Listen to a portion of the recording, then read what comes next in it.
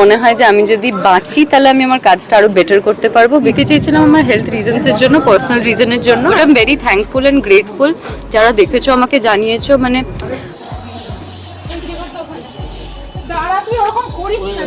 ঠান্ডা হও, ঠান্ডা ঠান্ডা হও। আমরা এক্ষুনি একসাথে শুটিং করছিলাম, আধ ঘন্টা আগে আমরা একসাথে শুটিং করছিলাম, সমুদ্রে নেমে সমুদ্রে শুটিং করছিলাম আমরা। পড়ে গেল নাকি ও একা হঠাৎ করে?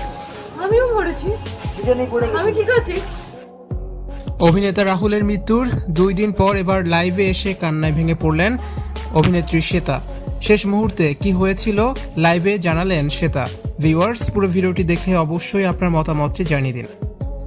অভিনেতা রাহুলের মৃত্যুর 2 দিন পর লাইভে এসে অত্যন্ত আবেগপ্রবণ হয়ে শ্বেতা বলেন, রাহুলদার সাথে আমি পানিতে ডুবে মরে গেলেই ভালো হতো। আমি বেঁচে থেকে অনেক বড় ভুল করেছি। অন্তত মরে গেলে কেউ আমাকে আর দোষারোপ করতে পারতো না। রাহুলের মৃত্যুর পর সামাজিক যোগাযোগ মাধ্যমে শ্বেতাকে নিয়ে নানান রকমের সমালোচনা ও নেতিবাচক মন্তব্য করা হচ্ছে। সবার এমন মন্তব্য দেখে শ্বেতা বিপর্যস্ত হয়ে পড়েছেন। সমুদ্রে সেই উত্তাল ঢেউয়ের বর্ণনা দিতে গিয়ে শ্বেতা জানান, রাহুল ছিলেন তার কাছে বড় ভাইয়ের মতো। সমুদ্রের বিশাল ঢেউ যখন তাদের দিকে আছড়ে পড়ে, শ্বেতা আপ্রাণ চেষ্টা করেছিলেন রাহুলকে ধরে রাখার জন্য, কিন্তু প্রকৃতির অমোঘ নিয়মে দুজন ঢেউয়ের তোড়ে তলিয়ে যান। শ্বেতা অলৌকিকভাবে ভেসে উঠলেও রাহুল আর ফিরতে পারেননি।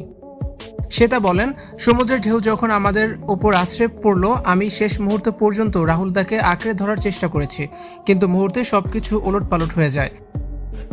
আমি ভেসে থাকলাম, কিন্তু রাহুলদাকে আর আমার পাশে খুঁজে পাইনি। প্রায় 30 ফিট পানির নিচে সে তলিয়ে যায়। আমি কেন বেঁচে ফিরলাম, আজ এটা নিয়েই আমাকে সবার কথা শুনতে হচ্ছে। রাহুলের মৃত্যুর পর থেকে কেঁদেই চলছেন শ্বেতা। শ্বেতা বলেন, তিনি নিজেও বিশ্বাস করতে পারছিলেন না তিনি বেঁচে আছেন। তিনি কিভাবে বেঁচে আছেন সেটা যেন এক অলৌকিক ঘটনা। রাহুলের মৃত্যুতে তিনি এতটাই শোকাহত যে স্বাভাবিক জীবনে ফেরার শক্তি পাচ্ছেন না তিনি। শ্বেতা বলেন, রাহুল তার শুধু সহকর্মী ছিলেন না, ছিলেন প্রিয় একজন অভিভাবক, বড় ভাই। তার চোখের সামনে এমন মর্মান্তিক বিদায় তিনি মেনে নিতে পারছেন না।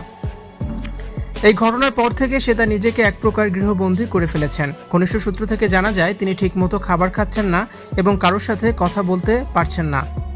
তার চোখের নিচে কালো দাগ পড়ে গেছে, যা প্রমাণ করে গত কয়েক রাত তিনি দু চোখের পাতা এক করতে পারেননি। তার কথায় চোখ বন্ধ করলেই রাহুলের সেই তলিয়ে যাওয়ার দৃশ্য আর সাহায্যের জন্য বাড়ানো হাতটা ভেসে উঠছে।